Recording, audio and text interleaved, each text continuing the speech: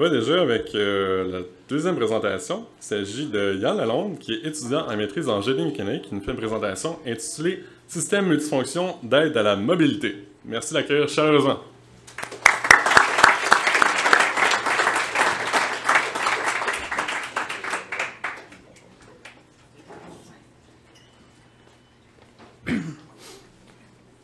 Bon.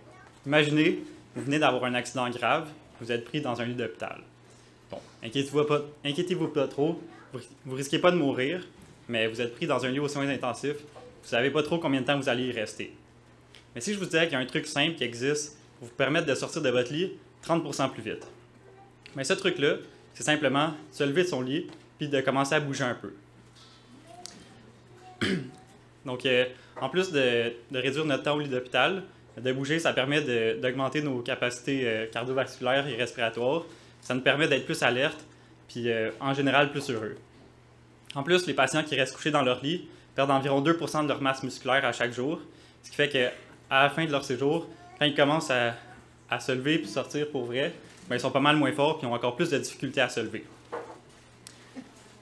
Fait que là, on doit se dire, si c'est si important de bouger pour des patients, ils doivent tous être en train de bouger. En fait, non. Aux soins intensifs, c'est à peu près 95% des patients qui ne bougent pas. Puis après ça, dans les lits d'hôpitaux normaux, c'est à peu près 40% des patients qui ne bougent pas. Bon, comment ça qu'ils ne bougent pas? Bien, si on se rappelle, on vient d'avoir un accident. Ce qui fait que on peut être pas mal médicamenté, ce qui nous rend moins alerte, puis augmente nos chances de perdre l'équilibre. Ça se peut qu'on soit branché sur plusieurs machines. Ça se peut, comme je viens de dire, qu'on ait perdu beaucoup de masse musculaire, qu'on soit plus assez fort pour se tenir debout. Ce qui fait que c'est assez difficile de nous déplacer puis de bouger. Ça se fait, mais comme on peut voir sur l'image, bon, la personne en blanc au milieu essaie de se déplacer, puis ça prend 4 personnes pour lui permettre de se tenir debout puis de bouger juste un peu. Fait en ce moment, avec le manque de personnel dans les hôpitaux, on comprend que les préposés n'ont pas vraiment le temps pour ce genre d'activité pour déplacer les patients. Puis en plus, si la personne venait pour tomber, mais il y a quelqu'un qu'il faudrait qu'elle rattrape, puis en le rattrapant, ça se peut qu'elle se blesse le dos, qu'elle tombe mal. Fait que c'est vraiment pas ça qu'on veut. Donc vraiment compliqué de déplacer du monde. En ce moment, si les préposés veulent déplacer quelqu'un pour l'amener par exemple de son lit, à l'amener aux toilettes, l'amener dans sa chaise roulante, bien, ce qui existe, c'est des machines qu'on appelle des lève-personnes. Donc c'est des machines qui sont disponibles dans toutes les chambres des patients, qui permettent d'asseoir le patient dans une toile, puis de le lever tranquillement, puis ça peut prendre des patients qui sont assez lourds. Par contre, là-dedans, le patient ne bouge pas, il est simplement assis, puis ça ne l'aide pas à guérir plus vite. Ce que ça prendrait, c'est que le patient soit assis, en fait, qu'il soit debout dans un harnais comme celui que je porte en ce moment, puis que si il est plus capable de soutenir tout son poids, bien, la machine, au lieu de le lever au complet tranquillement, bien, tu peux demander à la machine, enlève-moi 20 kg. Fait que là, la machine te tire, elle t'enlève 20 kg, fait que là, tu es pas mal plus léger, c'est pas mal plus facile de te déplacer. Puis si jamais tu venais pour tomber, bien, la machine, elle te retient, puis elle te rattrape. Bien, ce genre de système-là aussi, ça existe.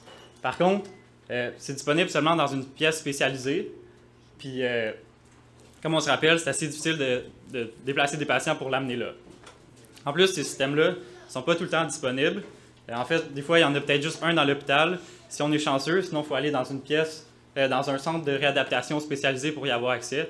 Ce qui fait que les patients n'ont pas vraiment l'occasion de l'utiliser. Puis là, ceux qui sont un petit peu observateurs vont me dire « Il me semble que cette machine-là, elle ressemble pas mal à la machine de l'image d'avant. Il n'y aurait pas moyen d'avoir la même machine qui fait les deux. » En fait, c'est justement ça le but de mon projet, c'est de faire une machine qui est à la fois capable de faire des transferts de patients pour déplacer le monde qui sont vraiment pas capables de bouger, puis dans un autre cas, de faire de la réadaptation pour permettre aux patients de bouger le plus tôt possible dans leur traitement, puis pour les aider à se déplacer. Fait que le défi là-dedans, c'est que dans un cas, on doit soulever tout le patient, puis le déplacer très lentement, tandis que dans l'autre cas, on doit se déplacer pas mal plus rapidement pour bien suivre tous les mouvements du patient quand il commence à marcher. Mais vu que le patient se tient debout, mais il garde une petite partie de la charge, fait qu'on n'est pas obligé de soulever tout le patient au complet. Fait que, pour comparer les deux, en réadaptation, il faut que tu ailles à peu près 10 fois plus vite que quand tu fais les transferts de patients, mais tu peux soulever à peu près 3 fois moins de poids que pour soulever tout le patient. Le but de mon projet, c'est vraiment que les patients puissent avoir accès à une machine comme ça dans toutes les chambres des patients pour qu'ils puissent faire de la réadaptation le plus tôt possible dans leur traitement à l'hôpital. Merci.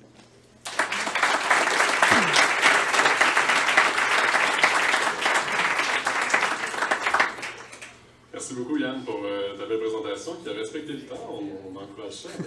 Donc, la parole est à vous maintenant, cher public, pour poser vos questions. Donc, ça en est ici, on va essayer de gérer cette espèce de spectre astral-là, puis bien s'entendre, mais après, je vais mettre devant le micro puis poser vos questions.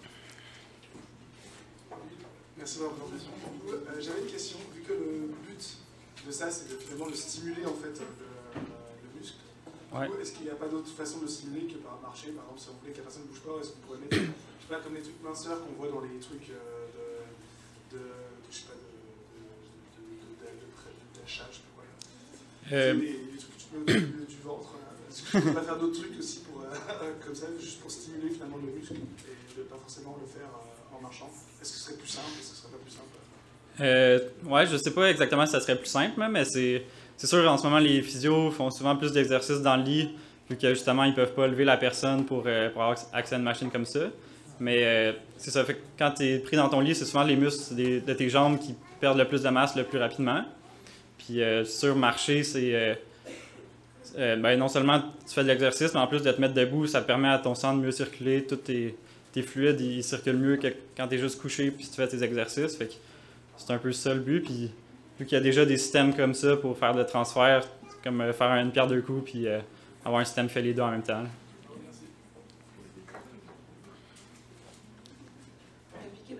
T'as piqué ma curiosité, j'ai une question.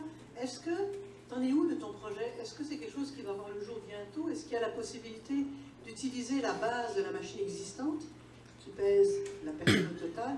Il va falloir rééquiper tout. Dans le fond, en ce moment, il y a déjà une entreprise qui a commencé un projet comme ça, fait que eux autres, ils ont vraiment pris la même machine, puis ils l'ont mis juste un moteur plus fort qui est plus rapide en fait. Fait que moi j'avais dit qu'il faut être 10 fois plus vite, eux autres sont à peu près 3 fois plus vite, donc ils sont encore pas capables de faire tous les mouvements de la personne. Mais si la personne est assez accidentée, ben elle se déplace pas super vite encore, fait que c'est déjà un début comme ça. Mais sinon, mon projet en tant que tel, je peux pas dire exactement, vu que c'est confidentiel, un peu ce qu'on fait, là, mais c'est... ouais. Merci, Yann.